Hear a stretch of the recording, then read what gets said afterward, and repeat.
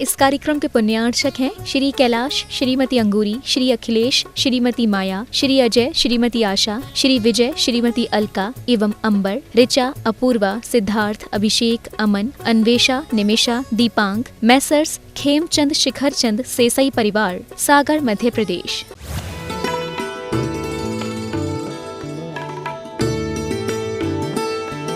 भले ही कितना ही कैसा ही हो, पर 1 घंटे के लिए आते हैं, थोड़ा सा बीच में फिर भी कभी विकल्प आ जाए वहाँ फिर भी थोड़ा सा आनंद आता है कि नहीं? जब 1 घंटा, भले ही 1 घंटा मन नहीं लगे, पर कम से कम 40 मिनट 50 मिनट भी हमारा निर्विकल्पता से मन लगा तो आनंद आया कि नहीं?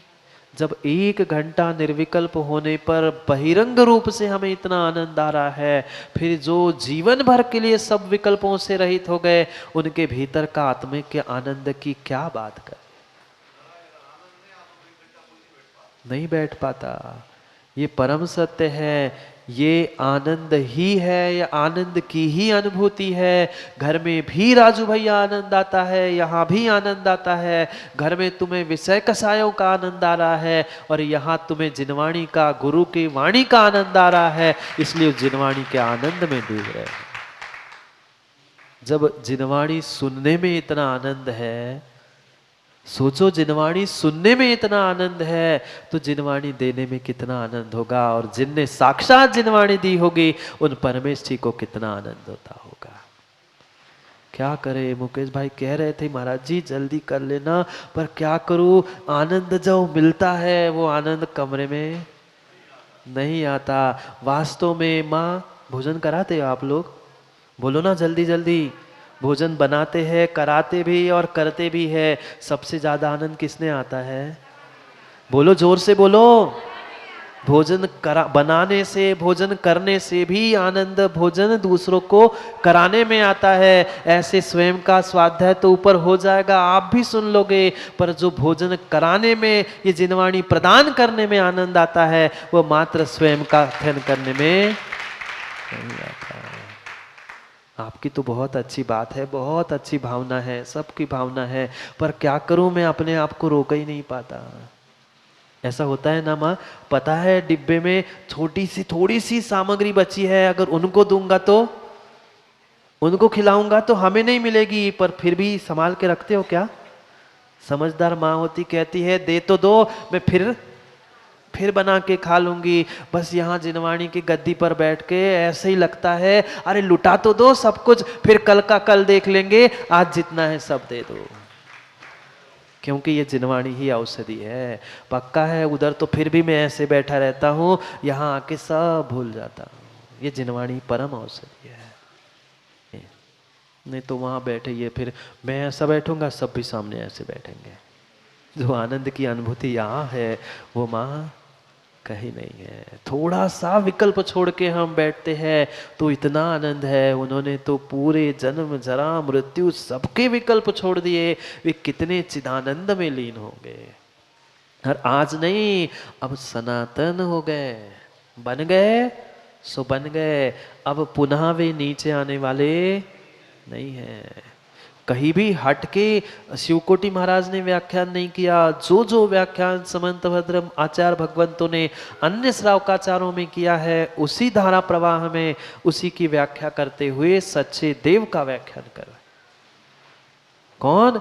जो परमेष्ठी है, परमे इंद्रादिति वंदे, यानी परम श्रेष्ठ, जो इंद्र भी जिनकी वंदना करते हैं वे परमेष्ठी है। ये तो परिभाषा आपने पढ़ ली होगी, परम यानी श्रेष्ठ पद पे विराजमान है सो परमेष्ठी। नई परिभाषा वह श्रावकाचार के टीका में आचार्य भगवान देते हैं, परम इंद्रादिति यानी परम श्रेष्ठ, श्रेष्ठ जो इंद्र है, ऐसे इंद्रों द्वारा जो पूजनीय वंदनीय उस वंदना के पथ में जिन्होंने तिष्ठ किया है, ऐसे परमेष्ठी परम जो श्रेष्ठ है, उनने उन्हें अपने हृदय में तिष्ठ किया है, स्थापन किया है वंदना के लिए। ऐसे वे परमेष्ठी, ऐसे वे पहले दूसरे परमेष्ठी अरिहंत और सिद्ध, वे है सच्चे देव।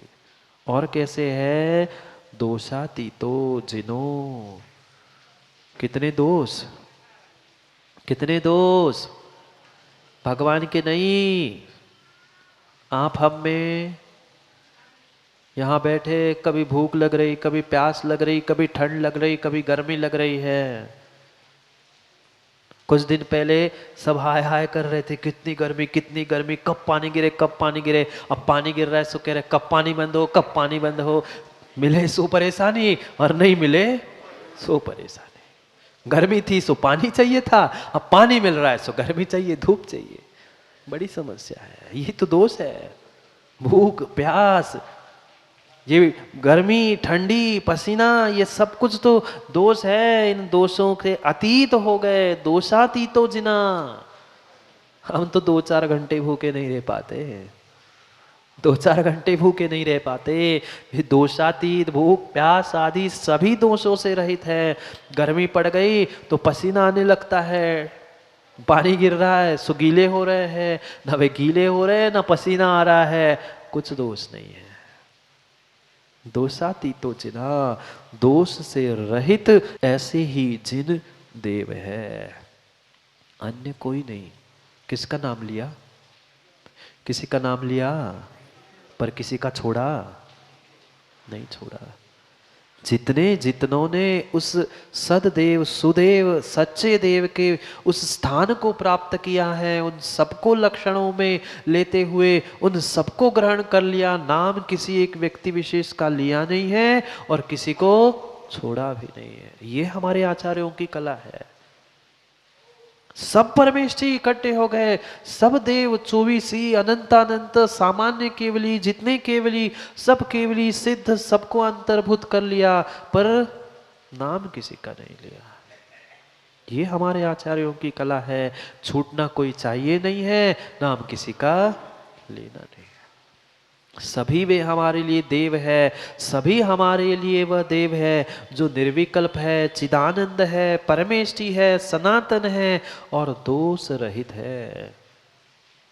अब जो भगवान बन गए सो बन गए, ऊपर से नीचे आने वाले माँ फिर भी कहते हो महावीर बन के आना, पारसनाथ बन के चले आना, वे चले आने वाले नहीं है। जैन सिद्धांतों को छोड़कर कभी भी भगवान की भक्ति भजन आदि मत गाओ। ये सीधा सीधा जैन सिद्धांत का अपलाप है।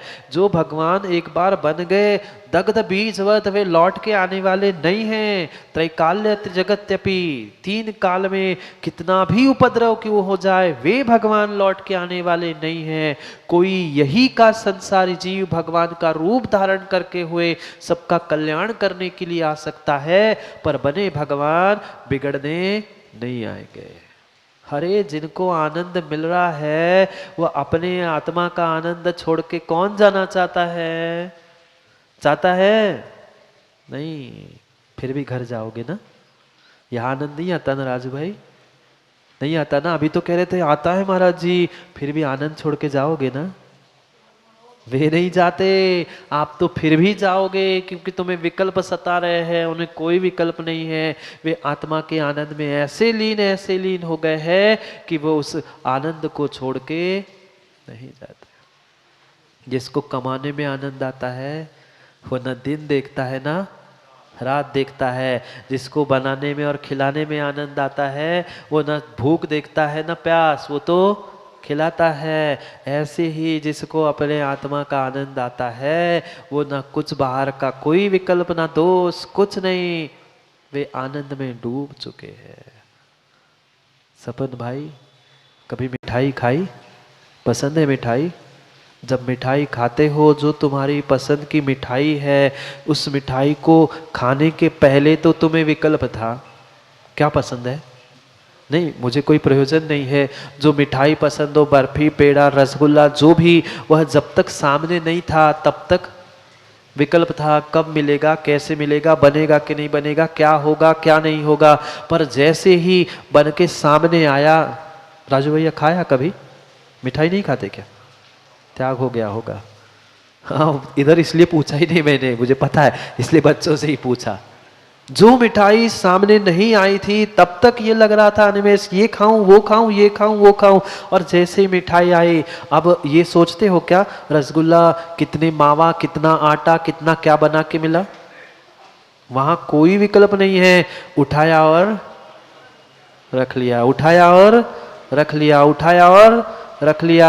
अब कोई विकल्प नहीं है, क्यों? उस मिठाई का उस रसगुल्ले का आनंद लूट रहे हैं। ऐसे ही जो अपने आत्मा का आनंद लूट रहे हैं उन्हें बाहर का विकल्प होता ही नहीं है। जैसे तुम्हें मिठाई का आनंद लेते समय कैसी बनी, किसने लाई, क्या लाई, हमें तो खाने से मतलब, खाने का उस मिठाई का आनंद आता है। ऐसे ही जिनको आत्मा का आनंद आता है उन्हें बाहर के विकल्प बाहर के दोष कुछ भी भाते नहीं है, भाते नहीं है।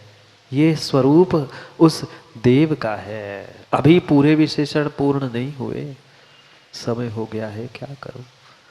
घड़ी नहीं मानती ना क्रांति मोरा जी की, मैं क्या करूं? सब मान जाए पर घड़ी समय किसी का नहीं होता। समय हो गया है, हमें अपने दोषों को ठीक करना है, उस सद गृहस्थ सद श्रावक अवस्था को प्राप्त करना है। करेंगे। अभी तो जिनवाणी की भी बात कह रहे हैं, वह श्रुत है, वह श्रुति है, वह जिनवाणी है, वह शास्त्र है। कौन? उसको कल पढ़ेंगे, क्योंकि समय हो गया है। फिर सीटी बचेगी, चाबियाँ बजेगी, उसके पहले हम ही बजना बंद कर दे सो अच्छा रहेगा। हाँ, क्योंकि निर्विकल्प हो तो अच्छा है ना, विकल्प करने से क्या पर। इसलिए कल समय पर समय की बात समझने के लिए कल पुनः उस समय पे मिलते हैं, क्योंकि समय पे किया गया काम समय को दिलाता है। बोली भगवान महावीर स्वामी की। अंतिम तीर्थ वर्धमान स्वामी के शासन में हमसे विराजते और उनकी यह पावन पीयूष देशना हम सभी के लिए परम उपकारी। अनादिकाल से हमारी आत्मा में जो जन्म, जरा और मृत्यु रूपी रोग लगे, उन रोगों का उपशमन करने वाली कोई परम औषधि है तो वह एकमात्र यह जिनवाणी। भव्य आत्माओं, जो तेरी शरणा कहे माँ, जो तेरी शरणा गए सो पावे सुख चैन। ऐसे पढ़ते पढ़ते कितने दिन बीत गए। शायद जब से होश संभाला है तब से उस जिनवाणी की स्तुति की इन पंक्तियों को हम दोहराते हैं, पर जो उस पंक्तियों में लिखा है जो तेरी शरणा गए सो पावे सुख चैन, क्या सुमन जी सुख मिला? नहीं मिला। क्यों नहीं मिला? क्योंकि आज तक हमने जो सच्चा स्वरूप उस जिनवाणी का था उसको नहीं समझा। जो सदशास्त्र था उसकी पहचान हमने नहीं की। समय मिला, जो अखबार था, जो साप्ताहिक था, मासिक था, उसको माँ उठाया, पढ़ा और कह लिया जा वाणी के ज्ञान से। ये कौन से तीर्थंकर की वाणी थी? कथा पुराण सास बहू की कथाएं सुन ली, हो गई जिनवाणी? नहीं। आज तक हर व्यक्ति यही भूल करता रहा, अपने उस वाक्य को, अपने उस मनमानी को तो वह जिनवाणी कहता रहा, अपने उस प्रत्येक वाक्य वह आगम शास्त्र के प्रमाणों से सिद्ध करना चाहता है, पर उसने आज तक ना अपने उस वाक्यों के प्रमाण के बारे में सोचा है, न वक्ता के प्रमाण के बारे में सोचा है। क्योंकि हर कोई अपने अपने अपेक्षा से अपने आप को, अपने कथानकों को, अपने व्याख्यानों को आगम कहता है। हर कोई शास्त्र कहता है, जिसने लिखा वो कहता है शास्त्र है, जिसने कहा वो कहता है मैं जिनवाणी कहता हूं। जो कहता है वह मैं आगम ही तो कहता हूं। पर आज वर्तमान में ये बहुत बड़ी दाऊ समस्या है कि हम सदशास्त्र माने किसको। मैं कह रहा हूं शास्त्र है, ये कह रहा है शास्त्र है, ये कह रहा है शास्त्र है, पर तीनों की बातें भिन्न है। तो श्रावक माज निर्णय करे तो कैसे, सदशास्त्र आगम जिनवाणी वास्तव में है क्या। क्योंकि बहुत सारी बातें हमने देखा सीखी और मात्र सुनते सुनते ही सीखी है, वास्तविकता का बोध नहीं हुआ। हमारे पूर्वजों ने कहा, पिताजियों ने कहा, बड़े लोग कहते थे कि प्रवचन होने के बाद हाथ जोड़ के खड़े होके कहना है, जा वाणी के ज्ञान से सूझे लोकालोक। हमने 4 पंक्तियां रट ली, ये भी कहना प्रारंभ किया, जो तोरी शरणा गए सो पावे सुख चैन। कितना सुख और कितनी चैन मिली। उस जिनवाणी के सुनते समय भी 1 घंटा हमें सुख चैन नहीं मिल रही है, तो जिनवाणी किस बात की। मनमानी कागजों पे लिख देना, किसी आप्ताभास आगमाभास को कागजों पे छपवा कर उसको बहुत सुंदर तरीके से पुस्तक का ग्रंथ का रूप दे देना, मतलब वह आगम होने वाला नहीं। आज तक हर व्यक्ति बाबा वाक्यम प्रमाणम, यानी जो मेरे बाबा थे, दादा थे, बुजुर्ग थे, उनने जो वाक्य कहा वही प्रमाण मानते हुए उसे ही आगम मान के चल रहा था। पर वह आगम नहीं है, वह शास्त्र नहीं है। किसी भी ग्रंथ का नाम नहीं लिया, पर सभी ग्रंथों के लक्षण, आगम के लक्षण एक एक करके लिख रहे हैं। इसलिए एक छोटा सा सूत्र जीवन में हमें याद रखना होगा, वक्तृ प्रमाणम वाक्य प्रमाणम। सपन जी सुनाई दिया, वक्तृ प्रमाणम वाक्य प्रमाणम। अगर हमारे लिए वक्ता प्रमाणित है तो ही उसका वाक्य प्रमाणित है। क्योंकि हर कोई बोल रहा है, हर कोई अपने आप को आगम, हर कोई शास्त्र जिनवाणी कह रहा है, हम किस पर श्रद्धान करें। क्या हमारा सम्यक दर्शन, हमारा श्रद्धान इतना कमजोर है कि हम किसी के भी वाक्य को स्वीकार कर ले। नहीं। बहुत सुंदर बात आचार्य भगवान ने कही, वक्तृ यानी वक्ता प्रमाणित है तो ही उसका वाक्य प्रमाणित है। अगर हर किसी का कहना, हर किसी का वाक्य अगर प्रमाणित होता तो एक मिथ्या दृष्टि भी कह रहा है, एक शराबी भी माँ को बेटी, बेटी को बहन को पत्नी कह रहा है, क्या प्रमाण है, प्रामाणिक है? नहीं है।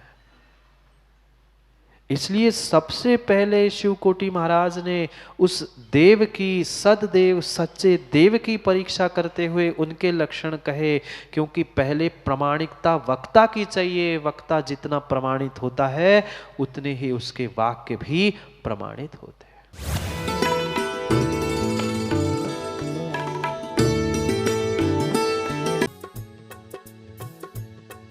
इस कार्यक्रम के पुण्यार्चक थे श्री कैलाश, श्रीमती अंगूरी, श्री अखिलेश, श्रीमती माया, श्री अजय, श्रीमती आशा, श्री विजय, श्रीमती अलका एवं अंबर, ऋचा, अपूर्वा, सिद्धार्थ, अभिषेक, अमन, अन्वेषा, निमिषा, दीपांग, मैसर्स खेमचंद शिखरचंद सेसई परिवार, सागर, मध्य प्रदेश।